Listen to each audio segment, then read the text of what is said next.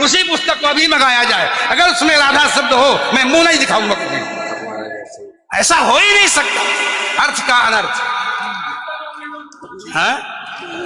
नहीं, हमको कष्ट यह है कि हमको बोलना पड़ा बीच में, क्योंकि अगर अनिरुद्धाचार्य की जगह ये बात और कोई बोलता तो मैं कतई नहीं बोलता। लेकिन अनिरुद्धाचार्य जी इस समय टीवी पर छाए हुए हैं, लाखों लोग इनको सुन रहे हैं, तो ये तो यही समझेंगे ना कि अनिरुद्धाचार्य बोल रहे हैं। इसलिए आपके द्वारा कोई अपशब्द नहीं निकलना चाहिए। मैं आपसे वंदन करता हूं, कभी कोई अनर्थ करना हो तो विचार करके करिए। मैं और कोई बात नहीं, सबको क्षमा मांगता। भागवत जी के 8वें स्कंद के 10वें अध्याय में लोग कहते हैं भागवत जी में राधा का नाम नहीं है, राधा का नाम नहीं है। ये लोग गलत कहते हैं, जो भी कहता है गलत कहते हैं। लिखा हुआ है, मैं आपको श्लोक दिखा रहा हूं।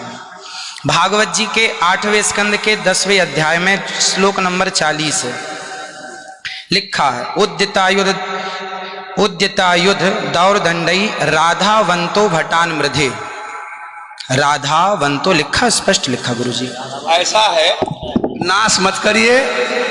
आधावंत है, आधावंत में दौड़ते हुए, या संधि हो गई है गुरुजी। नहीं नहीं, ये गलत बात है। आप जो है आयुधों को लेकर के आधावंत। गुरुजी गुरुजी गुरुजी गुरुजी गुरुजी, हम तो आपके दास हैं, मत कीजिए ना। हमारे गुरुजी कहते हैं ना ना गुरुजी, इसका अर्थ तो सुन लीजिए, इसका अर्थ तो सुन लीजिए।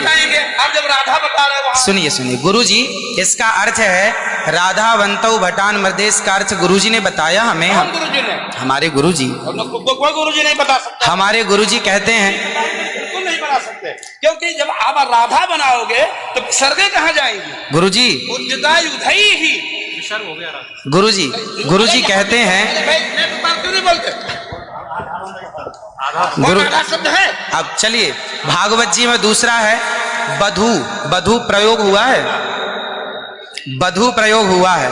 तो बधू का प्रयोग ये है कि वहां श्री राधा रानी का ही स्मरण है। नहीं, लोग कहते हैं राधा नहीं है, तो राधा जी का जिक्र तो कई जगह है। राधा पदवाच्य बधू, जिसका अर्थ संकेत अर्थ हो या लक्ष्यार्थ हो और व्यंग्यार्थ हो, इन तीनों अभिधावृत्तियों के द्वारा राधा शब्द एक भी जगह भागवत में नहीं है। इसलिए जहां बधू शब्द है वहां भी अर्थ राधा है। जहां बधू है, ऐसे पानी का अर्थ जल भी होता है। जहां राधा है, जहां बधू है वहां राधा है। ऐसे थोड़े होता है। जहां आप जैसे लोग देखिए, आप विश्व हमारे गुरुजी ने बताया, ये हमारी क्या ताकत की हम बताएं? शब्द ही अर्थानाम अभिव्यक्ति इनकी बात सारा विश्व सुनता है। महाराज श्री बोले हमारी बात 20 आदमी सुनते हैं। महाराज जी सुनता है सारा विश्व। त्रिपाठी जी, महाराज आचार्य जी, आपके चरणारविंद में मेरा निवेदन है कि अरे आप हटिए सामने से। आचार्य आप हटिए भैया। अरे नहीं, लेकिन ऐसा श्रीधर, आप विश्व को सुनाते हैं इसलिए कह रहा हूँ। श्रीधर जी नहीं तो गलत सुना रहे। इन्हें हटाओ। कोई गुरु नहीं बता सकता यार। चलो गुरुजन का हम चलते हैं, अगर गिरिराज जी का आचार्य श्री गुरुजी ने कहा है कि यहाँ जो राक्षस हैं वो राधा रानी का स्मरण करके, जो राक्षस हैं राधा रानी का स्मरण करके और युद्ध करने चले।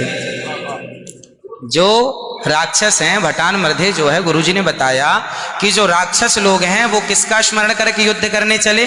श्री राधा रानी का। ब्रह्म वैवर्त पुराण के अनुसार राधा ही मूल आधार है। यहां तक कि राम में भी राधा छिपा हुआ। आप राम का अर्थ समझिए, राम मतलब राधा, माँ मतलब माधव, दोनों का एक अक्ष है, तो राम हो गए। ये बातें स्वीकार हैं, लेकिन और जैसे बधू, जैसे आपने कहा कि राधा जी भगवान श्री कृष्ण ने अपने कहा आओ मेरे कंधे पर बैठ जाओ, तो किसको, कौन है वहां पर? राधा जी हैं तो हैं, वहां बधू है। याम गोपी मैंने कृष्णा, तो श्री राधा जी कहने का तात्पर्य यह है कि भागवत जी में कहीं राधा का अभाव नहीं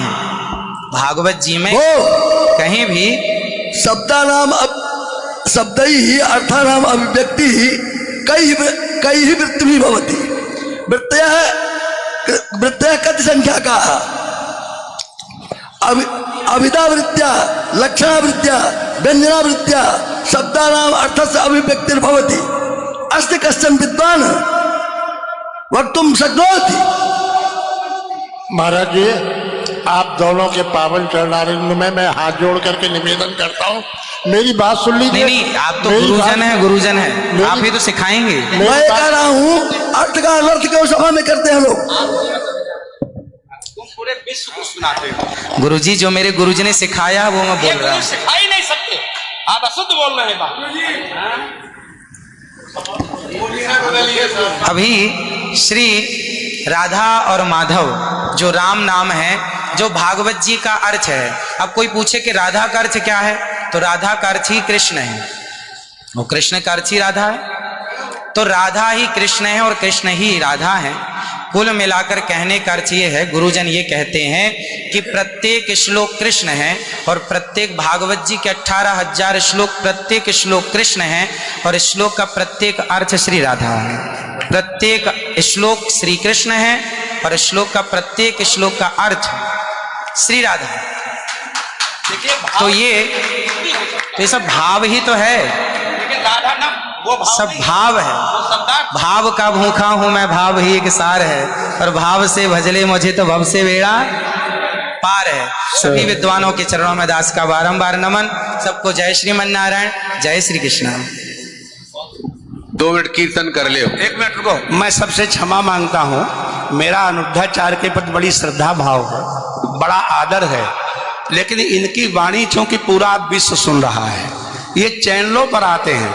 भाव जगत में हम कुछ भी कहें, लेकिन जब हम ये कहते हैं ये शब्द में लिखा है, तो वहां पर शब्द और अर्थ का संयोग, क्यों गिरा अर्थ जल शब्द बोध्यो व्यनक्ति अर्था शब्दोप्यर्थांतराश्रय एकत्व व्यंजकत्वे तद अन्य से सहकारिता।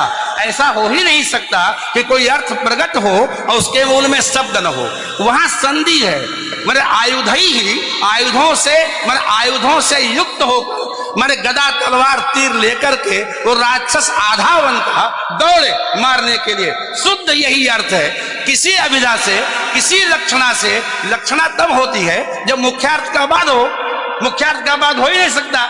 श्रीधर स्वामी बता दें, विश्वनाथ चक्रवर्ती बता दें, अनुचार प्रकाश का बता दे, चूड़िकाकार बता दे, और छोड़िए उन बातों को। आपके गुरु जी के पिताजी ने भी टीका लिखी है, उसी पुस्तक को अभी मंगाया जाए। अगर उसमें राधा शब्द हो, मैं मुंह नहीं दिखाऊंगा कभी। ऐसा हो ही नहीं सकता अर्थ का अनर्थ। हाँ? नहीं, हमको कष्ट यह है कि हमको बोलना पड़ा बीच में, क्योंकि अगर अनिरुद्धाचार्य की जगह ये बात और कोई बोलता तो मैं कतई नहीं बोलता। देखिए, अनिरुद्धाचार्य जी इस समय टीवी पर छाए हुए हैं, लाखों लोग इनको सुन रहे हैं, तो ये तो यही समझेंगे ना कि अनिरुद्धाचार्य बोल रहे हैं। इसलिए आपके द्वारा कोई अपशब्द नहीं निकलना चाहिए। मैं आपसे वंदन करता हूं, कभी कोई अनर्थ करना हो तो विचार करके करिए। मैं और कोई बात नहीं, सबको क्षमा मांगता हूं।